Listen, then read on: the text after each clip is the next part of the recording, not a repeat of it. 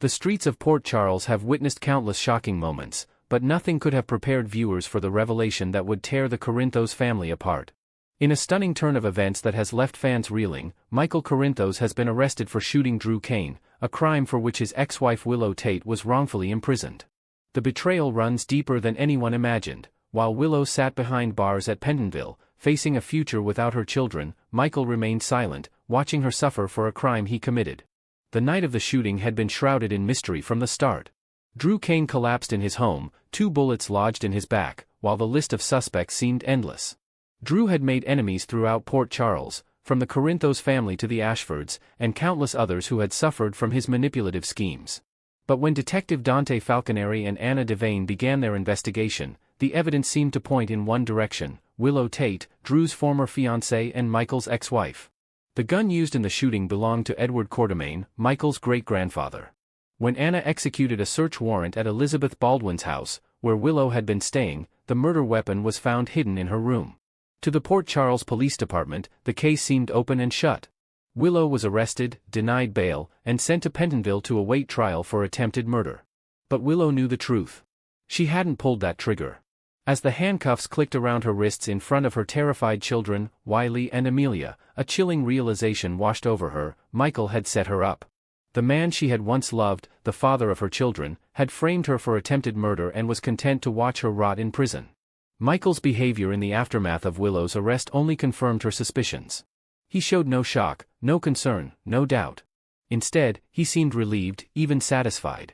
When questioned by family members who expressed sympathy for Willow, Michael's response was ice-cold.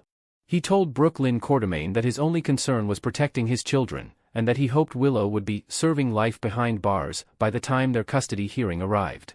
The warmth that had once defined Michael Corinthos had vanished, replaced by a calculating ruthlessness that frightened even those closest to him. But 2 people refused to accept the narrative that Willow was guilty: Dante Falconeri and Drew Kane himself. Dante, Michael's half-brother and a decorated detective with the PCPD, found himself in an impossible position. The evidence against Willow seemed damning, yet something didn't sit right. Michael's alibi, that he had been with a sex worker named Jacinda Bracken at the time of the shooting, was flimsy at best. And there were the inconsistencies: Michael's suspicious visit to Elizabeth's house just before the gun was discovered, his calm demeanor when Willow was arrested, and the troubling fact that Tracy Quartermaine had seen Michael near Drew's house on the night of the shooting. As Dante dug deeper, the pieces began to fall into place. Michael had motive: Drew's affair with Willow had destroyed his marriage and threatened his custody of the children. He had opportunity: he was at the scene that night, and he had unsupervised access to Elizabeth's home where he could have planted the gun. And he had the means: Edward Quartermaine's antique firearm had been in the Quartermaine mansion, accessible to any family member. The investigation became personal for Dante.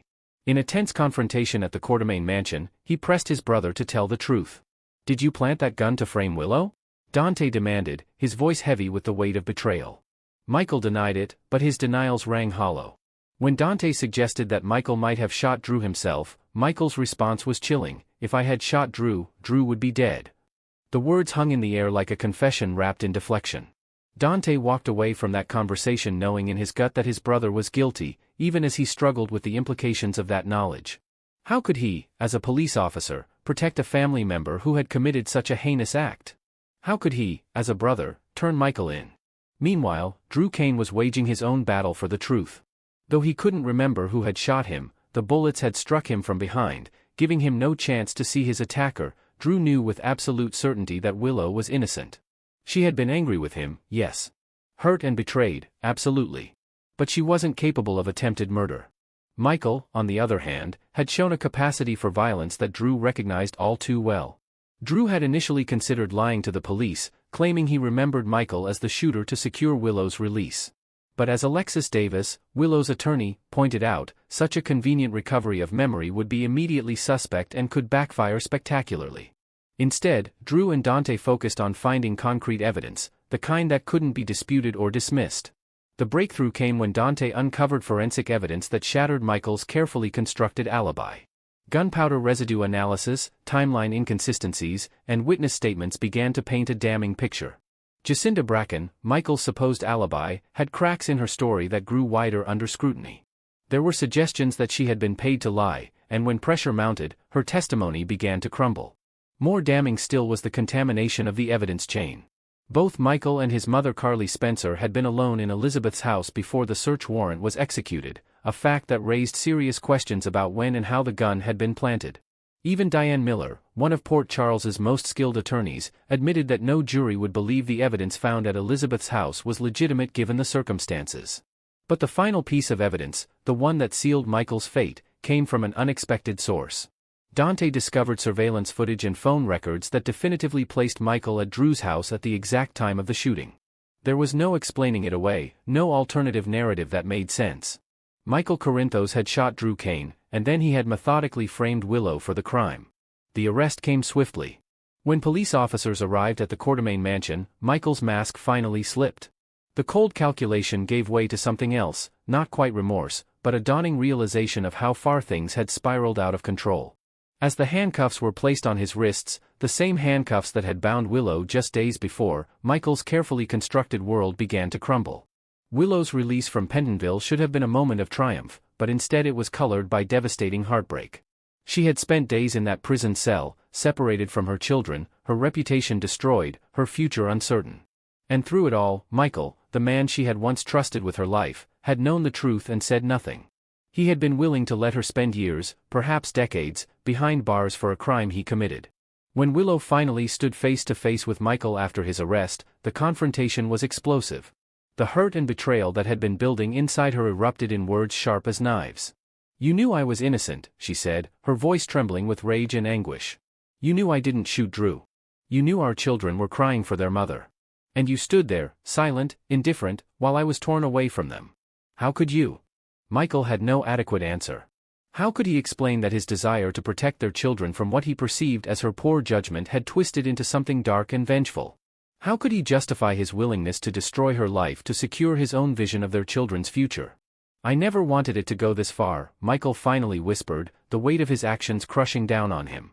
It was a feeble excuse, and they both knew it. He had made a choice, not in a moment of passion or panic, but through cold, calculated planning. He had pulled that trigger, planted that gun, and watched Willow's arrest unfold exactly as he had orchestrated. The revelation sent shockwaves through Port Charles. Carly Spencer struggled to reconcile the son she knew with the man who had committed such an unthinkable betrayal. Sonny Corinthos, no stranger to moral ambiguity himself, looked at his son with a mixture of disappointment and recognition. Michael had inherited more of his father's darkness than anyone had realized. For Willow, the damage was immeasurable. Yes, she was free from prison, but the psychological scars would take years to heal. Her children had witnessed her arrest, had been told she was dangerous, had been kept from her while she fought for her freedom. Even with the truth revealed, how could she repair what had been broken? The bitter irony was not lost on anyone. Michael had destroyed his family in his quest to protect it. His children, whom he claimed to love above all else, would grow up knowing their father had framed their mother for attempted murder. The trust between them, once the foundation of their family, had been shattered beyond repair. As Michael faced the legal consequences of his actions, charges that now included attempted murder, evidence tampering, and obstruction of justice, the question that haunted everyone was simple: how had it come to this? How had a man once known for his integrity and moral compass fallen so far? The answer, perhaps, lay in the dangerous combination of wounded pride, self-righteousness, and the Corinthos' tendency toward taking justice into their own hands. Michael had convinced himself that he was protecting his children, that the ends justified the means. But in doing so, he had become the very thing he claimed to be protecting them from, a danger to the people he loved most. Dante, who had worked tirelessly to uncover the truth despite the personal cost, felt the weight of his brother's betrayal most acutely. He had hoped against hope that Michael would confess, would show some glimmer of the man he used to be. Instead, he had been forced to build a case against his own brother, to be the one to put the handcuffs on Michael's wrists. Port Charles would not soon forget the scandal that had torn the Corinthos family apart. The tale would be told in hushed whispers, of a father's love that turned to obsession, of a betrayal so complete that it destroyed everything it touched, and of the devastating moment when Willow looked Michael in the eyes and spoke words he would carry with him forever: "I loved you. I trusted you. And you threw me away like I was nothing."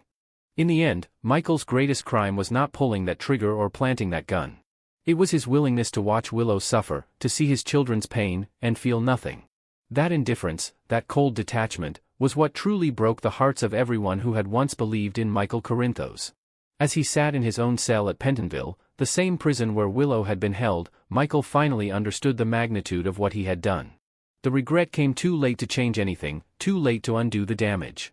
He had wanted to protect his children, but instead, he had given them a legacy of betrayal and broken trust that would haunt them for the rest of their lives. The streets of Port Charles would eventually move on to the next scandal, the next shocking twist. But for the Corinthos family, for Willow, and for the children caught in the crossfire, the wounds Michael inflicted that night, not with bullets, but with his deception and his silence, would take far longer to heal than any physical injury ever could. Next, we will learn about the shocking wave of 4 super couple breakups that are poised to shatter the fragile peace in Port Charles, leaving fans reeling from the explosive revelations and heart-wrenching betrayals ahead. In the bustling heart of Port Charles, where love stories often twist into nightmares, the first storm cloud gathers over the budding romance between Lucas Jones and the enigmatic Marco Rios. What began as a whirlwind courtship filled with stolen glances at the floating rib and late-night confessions under the harbor lights has now teetered on the edge of collapse.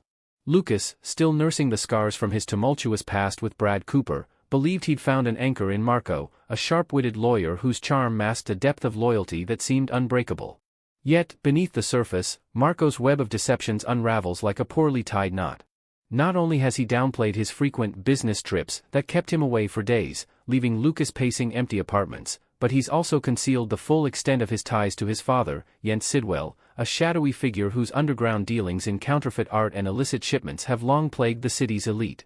Imagine the intimate dinners where Marco would spin tales of corporate battles, all while dodging questions about late-night calls from unknown numbers, calls that Lucas now suspects linked Jens's empire.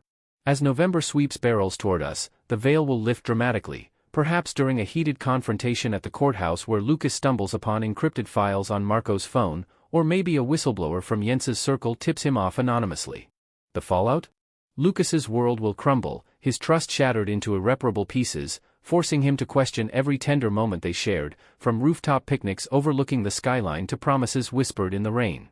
This betrayal won't just end their love, it could propel Lucas into a vengeful alliance with old friends like Felix, plotting to dismantle Jens's operations from the inside, adding layers of corporate intrigue to the personal devastation. Shifting gears to a romance that's barely taken flight but already doomed by the weight of buried truths, Molly Lansing Davis and Cody Bell stand on the precipice of what could have been a fairy tale connection amid the chaos of family loyalties. Their flirtation started innocently enough, shared laughs over coffee at Kelly's diner, where Cody's roguish smile first caught Molly's eye, and her sharp legal mind intrigued his adventurous spirit shaped by years on the rodeo circuit. But Cody harbors secrets darker than the midnight sky over the Quartermain estate, knowledge that could incinerate their budding affection in an instant.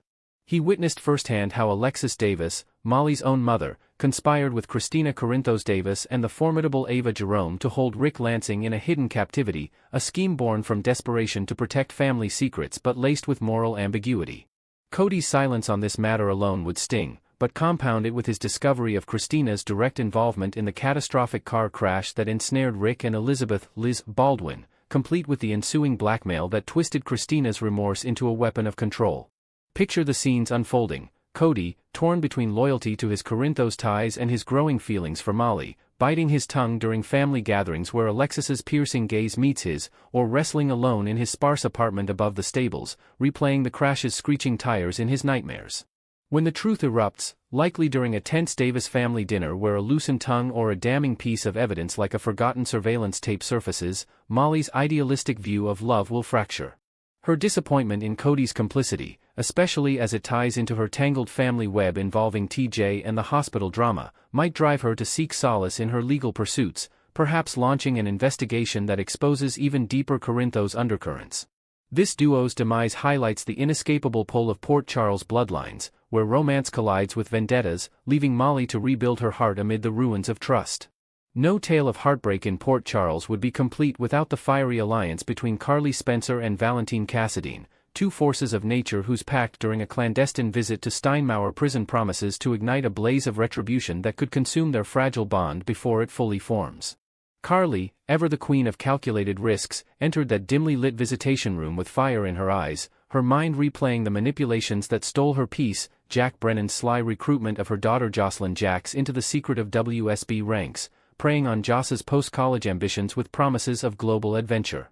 But Brennan's deceit ran deeper, he exploited the raw grief from Dex Heller's tragic passing, a loss that still haunts Carly's sleepless nights, using it as leverage to draw her toward the dangerous orbit of Cyrus Renault, whose prison connections and spiritual facade masked a recruitment ploy aimed at bolstering WSB assets.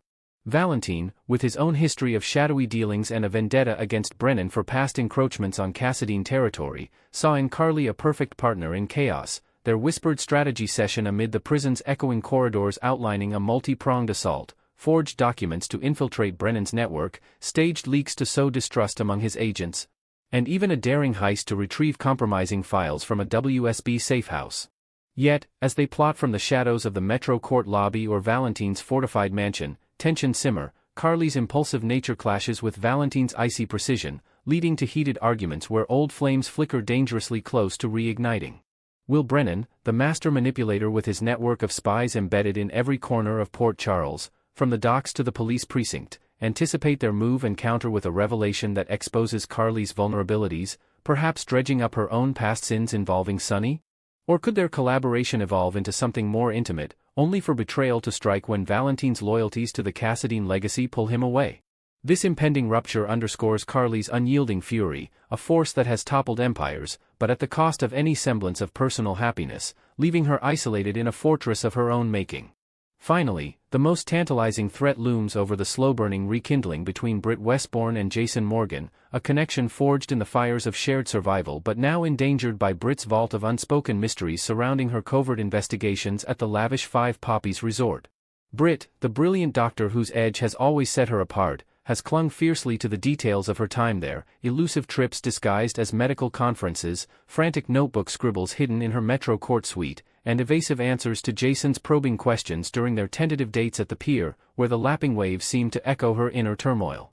Despite relentless pressure from power players like Brennan, whose interrogations in sterile WSB holding rooms dripped with veiled threats, and Anna Devane, whose detective instincts led to stakeouts outside Britt's apartment, Britt has maintained a steely silence on the resort's underbelly, whispers of experimental tech dealings, encrypted communications hinting at resurgent threats from old foes. As their romance inches forward, stolen kisses in the Quartermain boathouse, Jason's protective arm around her during stormy nights, evoking memories of their intertwined pasts amid the Cassadine dramas, the powder keg awaits ignition. Recent plot teases suggest Caesar Faison's improbable survival, a ghost from Britt's fractured childhood and her mother Liesel's dark legacy, could be the linchpin, if Britt knew of his pulse still beating in some hidden European lair and withheld it to shield Jason from a vengeful pursuit, the revelation would hit like a freight train. Envision the climax, Jason, piecing together clues from a discarded resort keycard or an intercepted message, confronting Britt in the rain-slicked GH parking lot, his stoic facade cracking as betrayal mirrors the losses he's endured from Sam to Robin. The emotional wreckage could send Jason spiraling back to high-stakes enforcer mode, targeting Faison anew, while Britt grapples with isolation, her medical career hanging by a thread amid the fallout. This super couple's potential implosion resonates as a tragic echo of Port Charles's theme: love, once resilient, crumbles under the burden of half-truths, promising a November sweeps packed with raw emotion and unforeseen alliances.